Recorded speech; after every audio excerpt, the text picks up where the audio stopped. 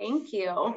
Thank you guys for joining on St. Patrick's Day over our short little lunch and learn. I hope this is helpful for you and you guys can take me seriously with my sparkly bow on. But again, my name is Julia. I'm a licensed professional clinical counselor, and I've been working in the school-based program, both in Staples and in Pillager for the last 5.5 years.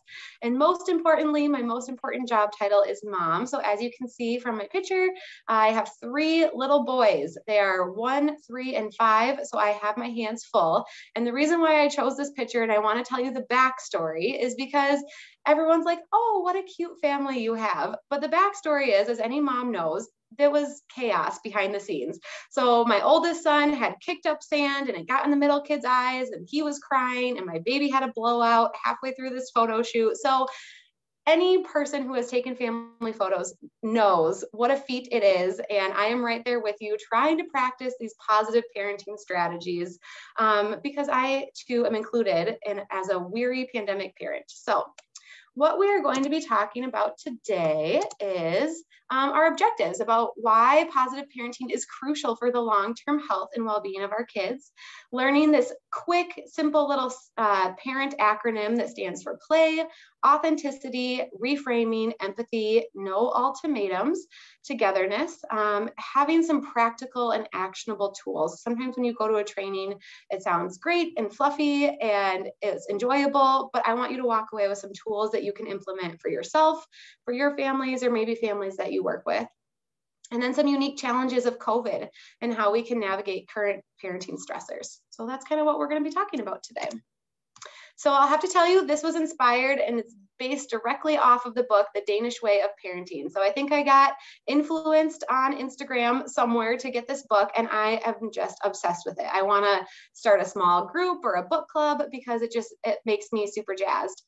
Denmark is consistently rated the happiest country in the world. And so the subtitle of this book is Raising Confident, Capable Kids. And isn't that what we all want to raise? Having kids that are successful, enjoy our time parenting, and eventually launch them into the world so that they can be competent adults.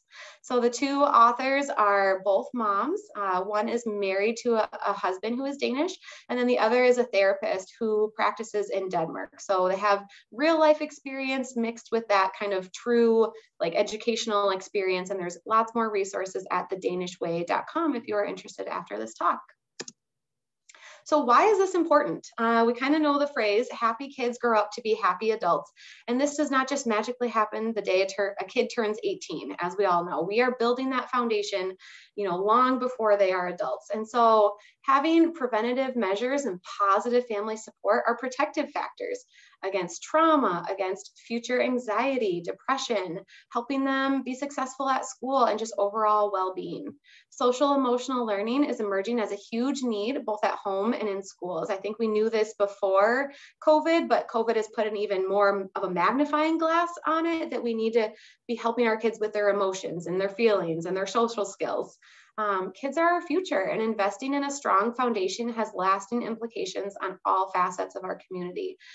So thinking ahead to the criminal justice system, the healthcare system, the educational system, when we build a strong foundation at home, it really sets them up for success in the future.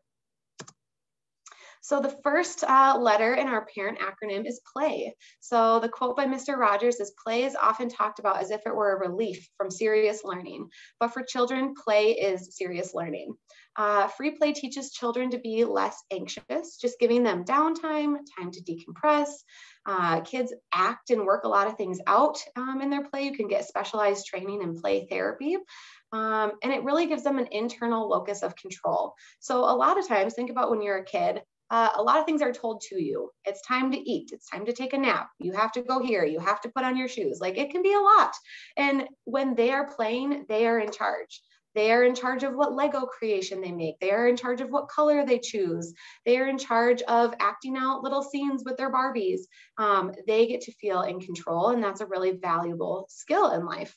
It gives kids the space to learn and grow. We learn so much by playing, and then how to interact with others and having positive coping skills. So some of those skills might be conflict resolution when you get into a fight with your brother or your sister or somebody on the playground, how to compromise, having those social skills, just how to have interactions and talk, and you take a turn talking and I take a turn talking, and then just promoting resiliency. These are all serious coping skills that our kids are learning as they play. So some action tips for this. A big one is limiting screen time. When our kids are just glued in front of a device, or a game is laid out for them, they're not using some of those coping skills. So as much as COVID, has kind of loosened the reins on screen time, and I'm guilty of that as well, having some realistic expectations on screen time limits can be really important. Creating enriching environments might mean having some crafting skills available, having some board games at your house, getting them outside. My kids love to play with sticks and splash in puddles and mud. And as they get older, I'm sure they're going to learn how to make ramps and fly off of things and break bones. But just getting them outside can be so helpful. Letting them take risks is really important. And then using the inchworm method, especially when your kids are younger, teaching parents and reminding yourself, like, it's good to play together and then play apart, play together, play apart. So we're using that scaffolding to teach them how to play, because I can't just leave my 3-year-old in a room for 5 hours and say, play. That's not realistic. But I can play with them for 30 minutes and say, now I'm going to go make lunch, or play with them for 20 minutes and then feed the baby a bottle. So using that inchworm method can be really helpful, because we all get burnt out and we all need a little bit of space. The next letter is A for authenticity, and that's about being honest. Using authentic praise with our kids by just saying kind of the blanket statements of good job, or kids want to know, like, well, what did I do good? Did I, you can praise their effort, you can praise their persistence.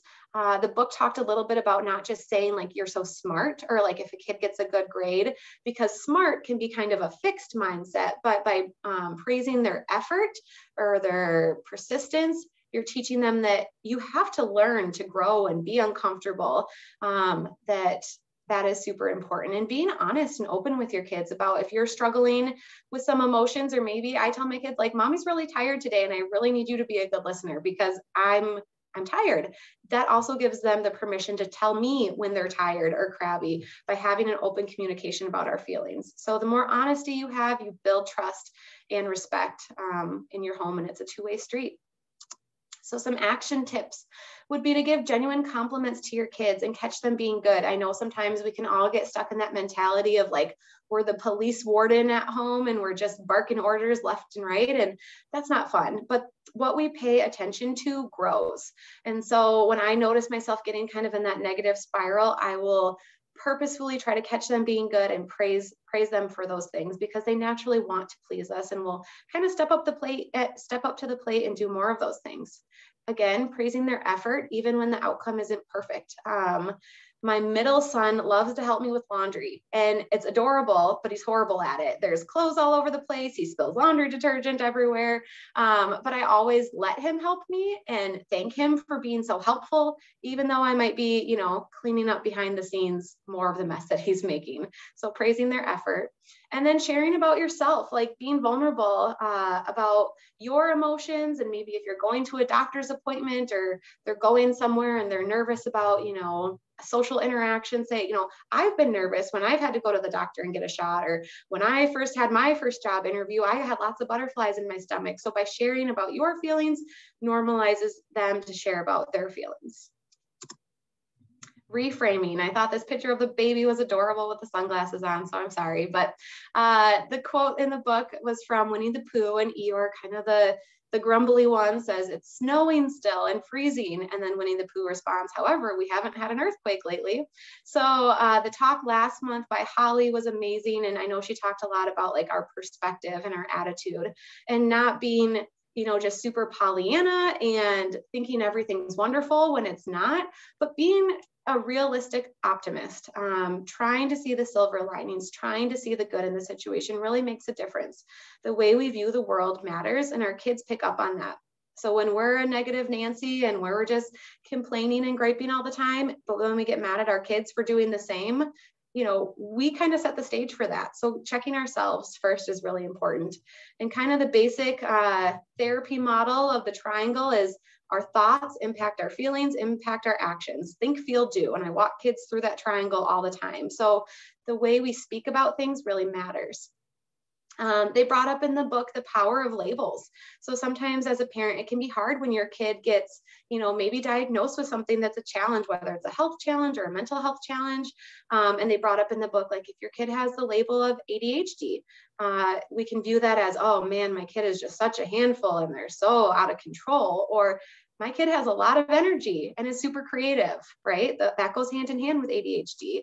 Or maybe you have a kid like my 5-year-old who is stubborn and kind of a terrorist, but I'm like, you know what? I'm going to reframe that to say he's a great negotiator and he's a really good leader because he knows how to get his needs met, and maybe he'll be a lawyer one day. So just thinking about how we view our kids and the labels we put on our kids is really important. And then working with our kids to reframe. Kids naturally under age 13 are pretty concrete thinkers.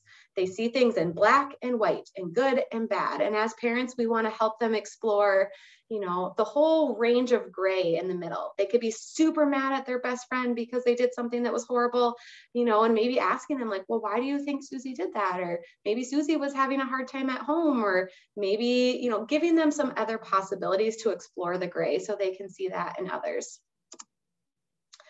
So how to take action. First of all, check yourself. I love the analogy of kind of the thermometer and the thermostat. So a thermometer checks the temperature and kind of gives you the reading of the room. So if my kids are having a meltdown and I'm a thermometer, I'm going to have a meltdown right there with them.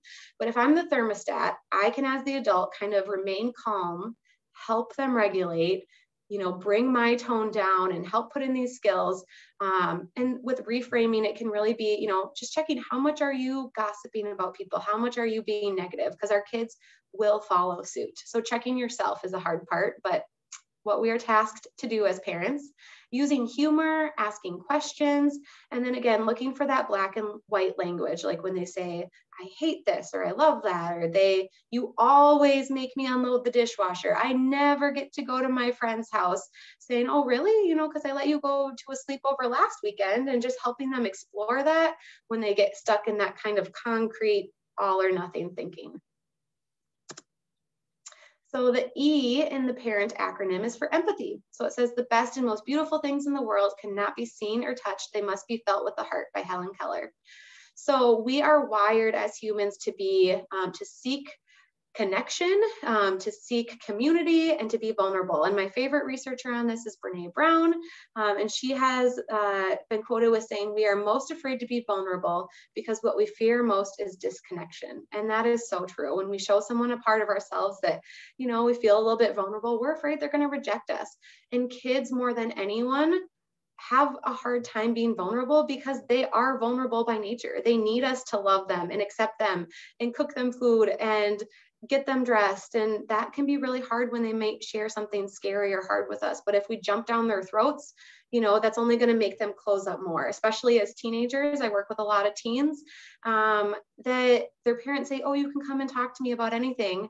But when they share a little bit of their world, their parents freak out or shame or blame them. And they're like, well, all right, I'm going to close that door.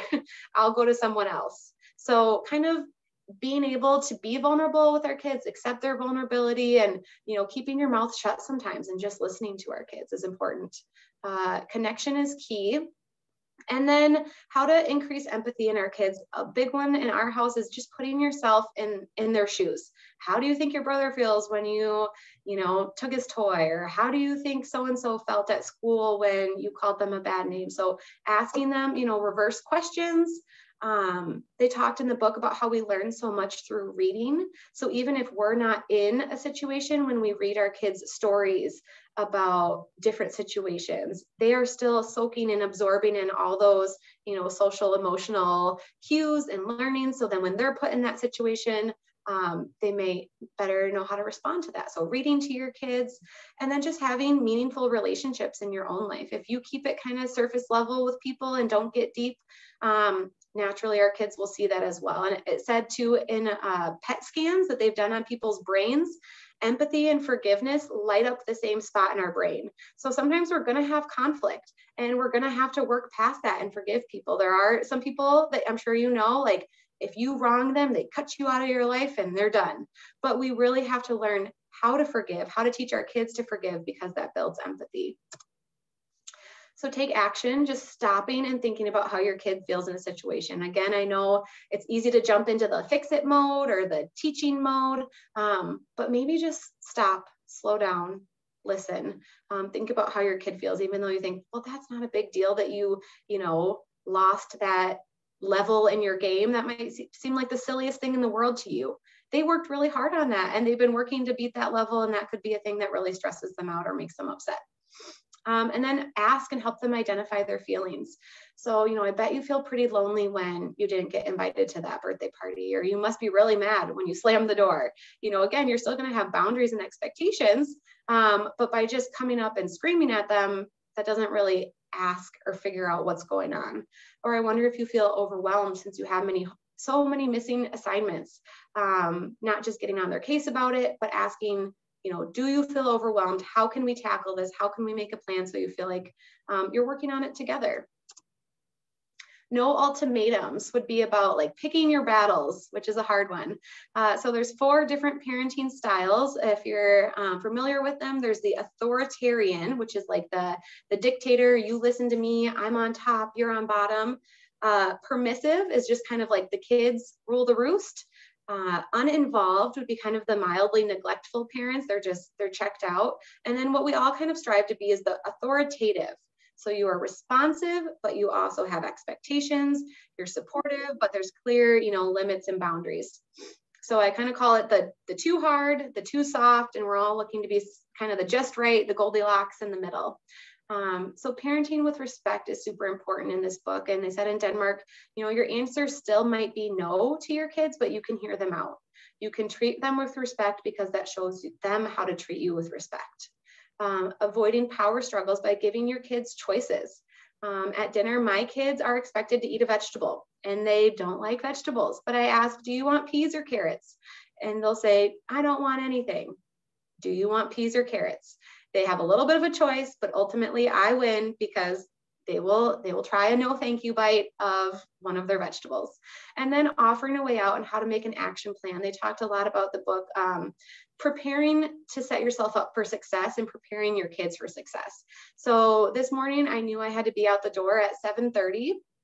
And if I woke my kids up at 7:25 and then was just screaming at them and it was chaotic and I was yelling, and that wouldn't be setting us up for success. But I can pack the lunch the night before, I can lay out their clothes, I can wake them up at 7:15 so that I'm helping us as a family start our day right. And I think a lot of times we have to take responsibility for our kids are having outbursts because they're hungry, they're tired, we didn't prepare them.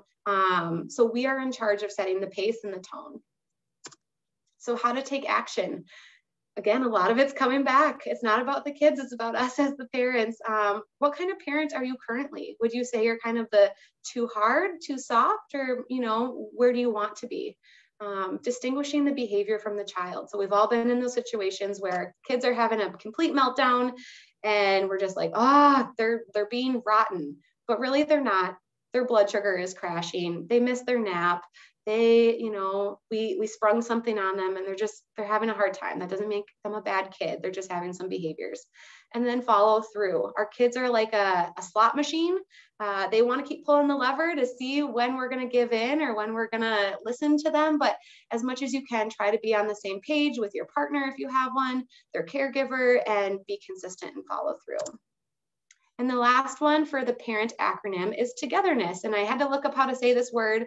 It's called Hygge in Denmark, and it means togetherness. So this quote is by Phil Jackson, the famous Bulls head coach. And he said, good teams become great ones when members can trust each other enough to surrender the me for the we. And isn't that what we all want as a family, to come together work towards a common goal, and actually enjoy our time raising our families.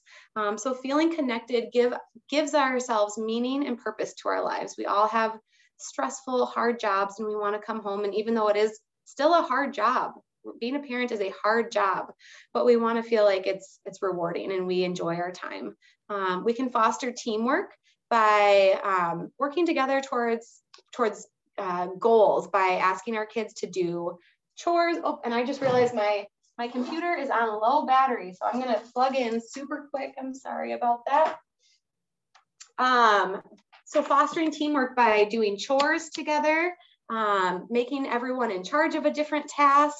So we're working towards a shared goal, and then it helps reduce stress levels and builds those strong family ties. So some tips for this would be, I love this picture of like the popcorn and the hot cocoa and the fireplace, would be creating family traditions. So whether that means you order pizza on Friday nights, you do cinnamon rolls on Sunday morning, you have a movie night once a week, just having those little things that you are spending that quality time together.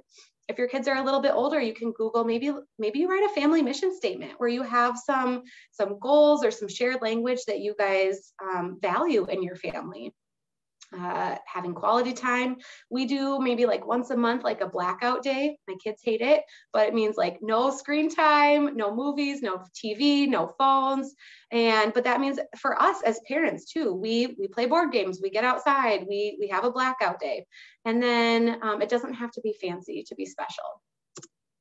So our very last thing, just about some of the COVID implications, and I just did this parent acronym one more time. I know we're getting close on time, but play, getting creative versus stuck. At the beginning of COVID, I thought there were so many great ideas, with baking banana bread and chalk art and all these different things. But now we've kind of gotten back to our normal rhythm and groove, and maybe we need to switch things up again by playing with our kids or involving some new activities.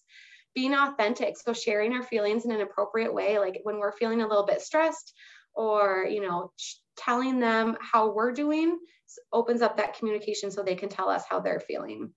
Reframing, this is a big one. There's a lot of funny memes out there, and I included one about how 2020 is the worst year ever, or how hard parenting is. And as much as I find those enjoyable and I partake in them as well, we really can choose. Is this the worst year ever, or did we spend a lot more quality time with our families? Did some of those extracurricular activities fall away, and maybe we're not going to add them back and go back to that hectic schedule that we were holding before COVID? Empathy, giving ourselves grace and our kids. We've never navigated a pandemic before. We've never homeschooled our kids before. Our kids have never had to go to school in face masks before or learn over Zoom. So this is all very new, very different, and giving ourselves and our kids empathy. No ultimatums, so having healthy expectations, again, helping our kids be set up for success versus failure. And then togetherness. This was a hard one for me because I'm like, man, I've spent way too much time with my kids over the last year. And maybe that is like, we need to put in a babysitter once a month, or we need to call grandma or grandpa, or use a friend and kid swap. So we have, maybe less quantity time if we're having we're home all day together, and have that quality time. So give ourselves breaks. We're not meant to do this alone, and we are meant to do this in community. So I liked this meme because sometimes, like the Mary Poppins, the top picture, we thought parenting would look perfect and wonderful. And sometimes it's like the Jurassic Park and you're trying to keep all three of them from killing each other. So I liked that. In conclusion, I know we're just out of time. Thank you so much for joining, but I really wanted you to hear from me that there is no such thing as a perfect parent, just a real one.